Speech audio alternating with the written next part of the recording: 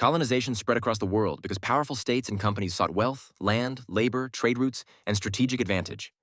European colonization accelerated after ocean navigation improved and ships could cross the Atlantic, Indian, and Pacific Oceans more reliably. To understand a historical question, it helps to begin with ordinary needs. People need food, safety, status, identity, and a way to settle disputes. When many people try to meet those needs at the same time, patterns appear. Villages become towns, chiefs become kings, trade becomes taxation, local quarrels become wars. History is made from human choices, but those choices are shaped by pressure. Colonizers wanted spices, silver, sugar, cotton, rubber, oil, and markets for manufactured goods. They also wanted ports and military bases. Competition mattered. If one empire took a territory, rivals feared being left behind. Missionaries, settlers, soldiers, and merchants often moved together, though their goals were not always the same. A concrete example helps. When food production increases, it can support more people, but it can also create competition over land and storage.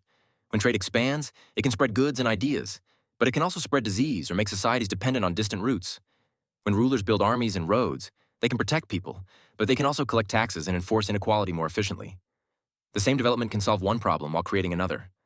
The next step is to look at institutions. An institution can be a government, army, market, religion, legal system, school, or custom that tells people what to expect. Institutions make large cooperation possible, but they also decide who benefits and who is excluded. When they solve problems, societies can grow. When they become too rigid or unfair, tension builds. Colonization was made possible by unequal power. Guns, ships, financial systems, and later industrial technology gave colonizers advantages in many regions. Disease devastated indigenous populations in the Americas, making conquest easier. Colonizers also exploited local rivalries and imposed borders that ignored existing societies. No civilization moves in a straight line. Climate, disease, technology, geography, belief, and leadership all matter. A drought can weaken a kingdom, but it may only become disastrous if taxes are already unfair or rulers have lost trust. A new invention can create wealth, but it can also create new forms of exploitation. That is why history is best understood as connected causes rather than one dramatic event. It is also important to remember that most people in history were not kings, generals, or famous inventors. They were farmers, workers, parents, soldiers, priests, merchants, enslaved people, migrants, and children. Their lives show whether a system actually worked. A civilization can look grand in monuments and still be fragile underneath if ordinary people are hungry, overtaxed, excluded, or afraid. Colonization spread because profit and power were joined to ideology. Empires claimed they were bringing civilization or religion, but the reality often involved coercion, extraction, displacement, and violence.